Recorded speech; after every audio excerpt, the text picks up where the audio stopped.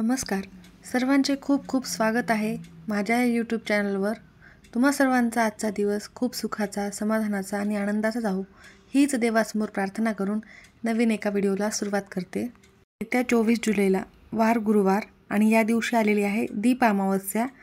दीप अमावस्येला दर्श अमावस्या, आषाढ अमावस्या असे अनेक नावं आहेत. प्रत्येक महिन्यामध्ये अमावस्या तिथी ही येत असते आणि प्रत्येक महिन्यातील अमावस्येचं महत्त्व हे वेगवेगळे असते. आषाढ अमावस्या ही एक महत्त्वाची तिथी मानली जाते आणि योगायोगाने या दिवशी या वर्षातील पहिलाच गुरुपुष्यामृत योगसुद्धा आहे. गुरुपुष्यामृत योग म्हणजे पुष्य नक्षत्र हे जेव्हा गुरुवारी येते, हा योग जेव्हा जुळून येतो तेव्हा त्याला गुरुपुष्यामृत योग असे म्हणतात. त्यामुळेच ही दर्श अमावस्या, दीप अमावस्या अत्यंत महत्त्वाची तिथी मानली जाणार आहे. कारण या दिवशी अनेक दुर्मिळ योग जुळून येत आहेत. अमावस्येचा प्रारंभ 23 जुलैला रात्री 2:28 सुरू होणार असून समाप्ती 24 जुलैला रात्री 6:15 होणार आहे. उदय तिथीनुसार ही आषाढी अमावस्या 24 जुलै रोजीच मानली जाणार आहे. आषाढी अमावस्येला धार्मिकदृष्ट्या अत्यंत महत्त्व आहे. या दिवशी दिव्यांची पूजा केली जाते. आपल्या घरामध्ये जेवढे दिवे आहेत सर्व दिवे स्वच्छ करायचे, धुवून स्वच्छ करून त्यानंतर त्याची एका पाटावर मांडून विधिवत पूजा केली जाते. त्यामुळे आपल्या घरामध्ये सुख शांती नांदत असते. आपल्या घरातील नकारात्मक ऊर्जा दूर होण्यासाठी या दिवशी दिव्यांची पूजा केली जाते. ही अमावस्या पितरांना देखील समर्पित मानली जाते. म्हणूनच पितरांच्या आशीर्वादासाठी आणि त्यांना प्रसन्न करण्यासाठी या दिवशी दानधर्माला देखील विशेष महत्त्व आहे आणि काही उपाय देखील या दिवशी केले जातात. आषाढ संपतो. आषाढ संपताना ही अमावस्या येते. त्यानंतर सुरू होतो तो श्रावण महिना. धार्मिकदृष्ट्या आषाढ दीप अमावस्या अत्यंत महत्त्वाचा दिवस असल्यामुळे या दिवशी काही उपाय आणि सेवा केल्यानंतर त्याचे निश्चितच आपल्याला फळ मिळते. घरातील सर्व दारिद्र्यता दूर होते, इडापिडा दूर होते. तुम्हाला नजर दोष कुठला लागला असेल तो देखील दूर होतो. त्यामुळे तुम्ही या पवित्र दिवशी काही महत्त्वाचे साधे सोपे आणि घरगुतीच उपाय तुम्ही करून पहा. तुम्हाला याचे निश्चितच फळ मिळेल. त्यामुळेच मी अत्यंत साधा सोपा असा उपाय मी तुम्हाला आज या व्हिडिओमध्ये सांगणार आहे. गुरुवारी आषाढ दीप अमावस्या या दिवशी तुम्ही काहीच नाही केले तरीही चालेल. आंब्यांच्या पानांचा प्रभावी उपाय नक्की करा. एका रात्रीत आयुष्याचं सोनं होईल. कितीही कठीणातली कठीण इच्छा तुमची पूर्ण होणार आहे. तर आंब्यांच्या पानांचा हा उपाय कसा करायचा आहे, कोणत्या वेळेत करायचा आहे, संपूर्ण माहिती मी तुम्हाला या व्हिडिओमध्ये देणार आहे. त्यामुळे व्हिडिओ शेवटपर्यंत बघा आणि माहिती आवडल्यास लाईक करा, जास्तीत जास्त शेअर करा आणि चॅनलला सबस्क्राईब करून बेल आयकॉनला प्रेस करा, ज्यामुळे तुम्हाला माझे नवनवीन व्हिडिओ लवकर बघायला मिळतील. आता मी तुम्हाला जो उपाय सांगणार आहे तो आपल्याला आषाढ अमावस्या म्हणजेच या दिवशी दीप अमावस्या आहे त्या दिवशी करायचा आहे. या वर्षी वर्षातील पहिला गुरुपुष्यामृत योग जो आहे तो याच दिवशी जुळून आलेला आहे. दीप अमावस्या आणि गुरुपुष्यामृत योग हे दोन्ही योग एकाच दिवशी जुळून आल्यामुळे तुम्ही या दिवशी आंब्यांच्या पानांचा हा जर उपाय केला तर तुमच्या आयुष्यात नक्कीच बदल झालेला तुम्हाला दिसेल. आंबा आणि आंब्याचे झाड आरोग्याच्या दृष्टीने जेवढे महत्त्वाचे आहे तितकेच महत्त्वाचे धार्मिकदृष्ट्या मानले जाते. आंब्याच्या झाडाच्या पानापासून ते लाकडापर्यंत सर्व अवयवांचा उपयोग हा आपल्या पूजेसाठी होत असतो. आंब्यांच्या पानांचा उपयोग प्रत्येक शुभ कार्यामध्ये होत असतो.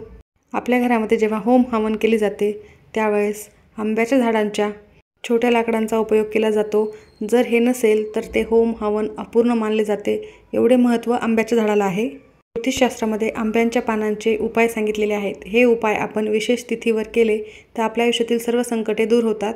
आपलं भाग्य उजळल्याशिवाय राहत नाही. त्याचबरोबर आपल्या घरातील सर्व नकारात्मकता दूर होते. वास्तुदोष, पितृदोष, इडापिडा, नजरबाधा सर्व काही दूर होते. घरामध्ये सतत आजारपण, पैसा टिकत नाही, पैशाच्या अनेक अडचणी किंवा घरामध्ये लहान मुले असतील ते सतत चिडचिड करत असतील, नजर दोष लागला असेल किंवा वास्तुदोष असेल, घरातील सदस्यांना कोणत्याही कामात यश मिळत नसेल, घराला कोणी करणीबाधा केली असेल तर यासारख्या अनेक समस्या दूर होण्यासाठी आणि घरामध्ये सुखसमृद्धी आणण्यासाठी हा आंब्यांच्या पानांचा प्रभावी उपाय करणे खूप महत्त्वाचे आहे. तर पहिला उपाय महत्त्वाचा हा करायचा आहे की आंब्याची पाने 7 पाने आणायची आहे. पाने कुठेही तुटलेली फुटलेली नसावी, स्वच्छ पाने करून घ्यायची आहेत. त्या आंब्यांच्या पानांना मात्र देठ असायला हवे अशी 7 पाने घ्यायची आहे. स्वच्छ करून एका वाटीमध्ये थोडीशी हळद घ्यायची आहे.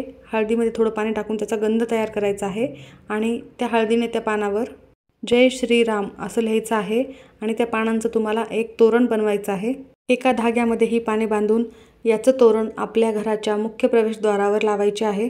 यामुळे घरात नकारात्मक शक्ती प्रवेश करत नाही, अलक्ष्मी बाहेर निघून जाते, घरामध्ये अखंड लक्ष्मीचा वास राहतो, दरिद्रता निघून जाते आणि गरिबी संपते. आपल्याला पैशाची कमतरता कधीही जाणवत नाही आणि घरामध्ये सुख समृद्धी नांदत असते. हे तोरण लावल्यानंतर आपल्याला आपल्या घरामध्ये 3 दिवस ठेवायचं आहे आणि 4थ्या दिवशी हे तोरण काढायचे आहे. 4थ्या दिवशी हे तोरण काढून निर्माल्यामध्ये टाकून द्यायचे आहे. कारण हे आंब्याची पाने जेव्हा टवटवीत असतात तेव्हा त्यामधून सकारात्मक ऊर्जा जास्त प्रमाणात येत असते, पण जेव्हा ही पाने सुकतात तेव्हा त्यातून नकारात्मक ऊर्जा यायला सुरुवात होते. म्हणूनच सुकलेल्या पानाचे तोरण आपल्या दारावर ठेवायचे नाही आहे. अमावस्येच्या दिवशी नकारात्मक शक्तीचा प्रभाव जास्त प्रमाणात असतो, त्यामुळे ती नकारात्मक शक्ती आपल्या घरावर हावी होऊ नये म्हणून या प्रकारे आंब्याच्या पानाचा उपाय नक्की करायचा आहे. घरामध्ये सतत नकारात्मकता असेल आणि सतत भांडणे होत असतील, पैसा टिकत नाही, सतत अडचणी असतील, तर तुम्हाला या गुरुपुष्यामृत योगावर एक उपाय करायचा आहे. एक आंब्याचं पान घ्यायचं आहे आणि एका ग्लासमध्ये गंगाजल घ्यायचं आहे. गंगाजल जर नसेल तर थोडंसं गोमूत्र घ्यायचं आहे. गोमूत्रही नसेल तर शुद्ध पिण्याची पाणी घ्यायची आहे. त्यानंतर ते आंब्याचे पान तुम्हाला त्या ग्लासमध्ये बुडवून ठेवायचे आहे आणि हा ग्लास आपल्याला आपल्या देवघरासमोरच ठेवायचा आहे आणि 3 वेळा कालभैरव अष्टकांचे पठण करायचे आहे. देवासमोर आसन टाकून तिथेच तुम्हाला बसून या प्रकारे कालभैरव अष्टकमचे पठण करायचे आहे आणि 1 वेळा तारक मंत्राचे पठण करायचे आहे. व त्यानंतर हे जे पाणी आहे हे पाणी गंगाजल किंवा गोमूत्र तुम्हाला त्या आंब्याच्या पानाने सर्व घरामध्ये शिंपडायचे आहे. त्यामध्ये काही अशांतता आहे, नकारात्मकता आहे, त्याचबरोबर अवलक्ष्मी जी आहे ती सर्व घराच्या बाहेर निघून जाते.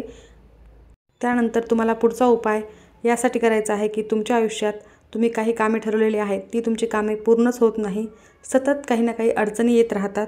कोणत्याही कामामध्ये अडथळा येत असेल आणि मनासारख्या कोणत्याही गोष्टी घडत नसतील, सतत अडचणींना सामोरे जावं लागत असेल, तर तुम्हाला या आषाढ अमावस्येच्या दिवशी 5 आंब्याची पाने घ्यायची आहेत, स्वच्छ धुवून काढायची आहेत आणि त्या आंब्याच्या पानावर तुम्हाला चंदनाने जय श्रीराम असे लिहायचे आहे आणि ही पाने तुम्हाला एकावर एक ठेवून बांधून घ्यायची आहे.